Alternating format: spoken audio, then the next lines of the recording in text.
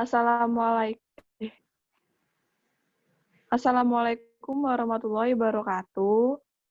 Perkenalkan, kami dari kelompok 8 ingin mempresentasikan mengenai analisis faktor-faktor yang mempengaruhi produksi padi di Indonesia tahun 2018 dengan regresi linear berganda.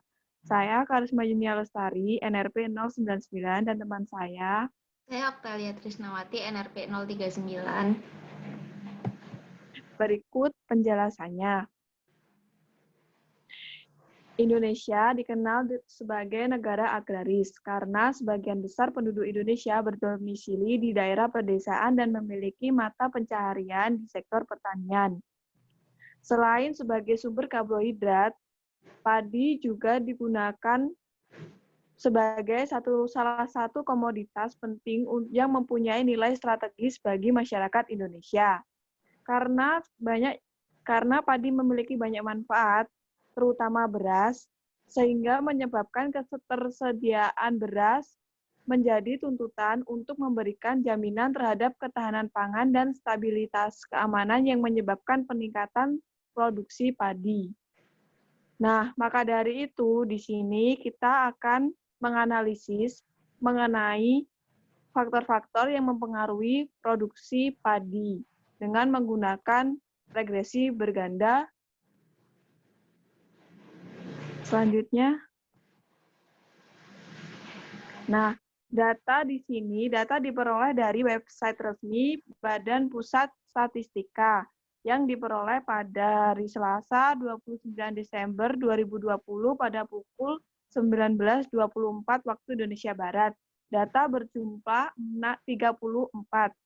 Variabel penelitiannya yaitu Y-nya produksi padi dengan satuan ton dan skala data rasio. X1-nya luas panen padi dengan satuan hektar skala data rasio. X2-nya tenaga kerja sektor pertanian dengan satuan persen skala data rasio.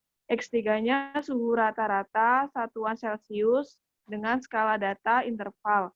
X4 jumlah curah hujan dengan satuan mm skala data rasio. X5 pupuk urea bersubsidi sektor pertanian dengan satuan ton skala data rasio. Berikut merupakan struktur data. Data berjumlah 34 dengan variabel sebanyak 5. Berikut merupakan langkah analisisnya, yaitu yang pertama yaitu mengumpulkan data. Yang kedua, melakukan karakteristik data. Yang ketiga, mendeteksi multikolinearitas. Yang keempat, melakukan regresi linear berganda. Yang kelima, melakukan pengujian signifikansi parameter. Yang keenam, pemilihan model terbaik stepwise dan best subset. Lalu yang terakhir, kesimpulan dan saran. Untuk hasil analisis dan pembahasan, karakteristik data produksi padi terdapat 4 data outlier dan rata-rata produksi padi tahun 2015 sebesar 1.550.969 ton. Karakteristik data luas panen padi terdapat 4 data outlier dengan rata-rata 314,56 hektar. Karakteristik tenaga kerja sektor pertanian terdapat 1 data outlier dan rata-ratanya 86,12%.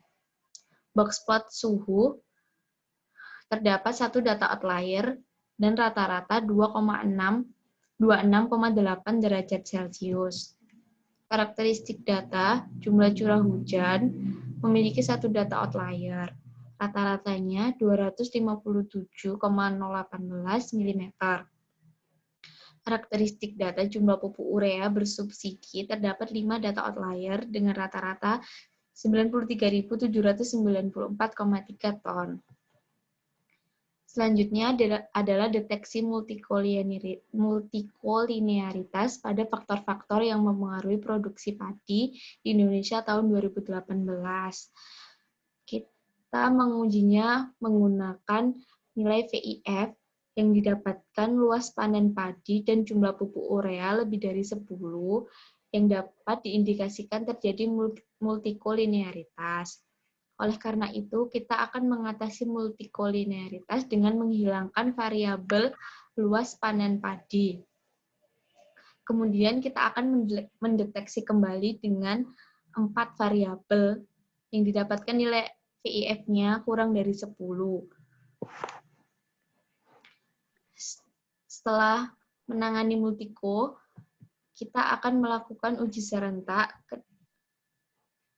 dengan hipotesis H0 tidak ada pengaruh antara 4 variabel prediktor terhadap produksi padi tahun 2018. Dan H1-nya minimal ada 1 faktor yang mempengaruhi produksi padi tahun 2018. Didapatkan statistik ujinya nilai F hitung sebesar 68,83, lebih besar dari F tabel sebesar 2,7 dan diperkuat oleh p-value sebesar 0,00 kurang dari alfa sebesar 0,05 yang dapat diputuskan tolak H0, yang berarti minimal ada 1 variabel prediktor yang berpengaruh terhadap produksi padi tahun 2018. Yang kemudian kita akan melihatnya di uji parsial. Pada uji parsial terlihat variabel tenaga kerja T hitungnya 0,19 lebih kecil dari T tabel sebesar 2,048 dan diperkuat dengan p-value sebesar 0,848 lebih besar dari alfa, sehingga dapat diputuskan gagal tolak H0 yang berarti variabel tenaga kerja tidak berpengaruh signifikan terhadap produksi padi.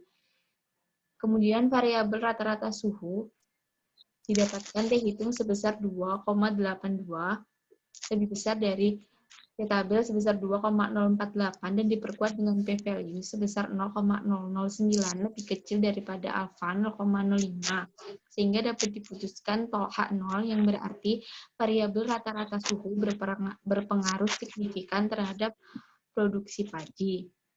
Kemudian variabel jumlah curah hujan yang didapatkan T hitung sebesar 0,16 kurang dari T tabel sebesar 2,048 dan diperkuat dengan p-value sebesar 0,876 lebih besar dari alfa sebesar 0,05 yang dapat diputuskan gagal tolak H0 yang berarti variabel jumlah curah hujan tidak berpengaruh signifikan terhadap produksi padi. Kemudian variabel jumlah pupuk urea didapatkan T hitung sebesar 0,894 lebih besar dari T tabel sebesar 2,048 dan diperkuat dengan p-value sebesar 0,00 kurang dari alfa 0,05 yang diputuskan tolak H0 yang berarti variabel jumlah pupuk urea berpengaruh signifikan terhadap produksi padi. Kemudian akan dilakukan pemilihan model terbaik dengan best subset regression dan stepwise. Didapatkan model terbaiknya yaitu produksi padi sama dengan 15.117.915 minus 554.356 rata-rata suhu plus 13,8 jumlah pupuk urea. Yang berarti produksi padi akan bernilai sebesar 151.179.015 ton apabila rata-rata suhu dan jumlah pupuk urea bernilai konstan. Jika rata-rata suhu naik sebesar 1 derajat Celcius, maka produksi padi akan menurun sebesar 554.356 ton dengan syarat jumlah pupuk urea bernilai konstan. Jika jumlah pupuk urea naik sebesar 1 ton, maka produksi padi akan naik sebesar 13,8 ton dengan syarat rata-rata suhu bernilai konstan. Kemudian dari hasil pemilihan model terbaik akan dilakukan pengujian asumsi residual IIDN. Yang pertama, distribusi normal.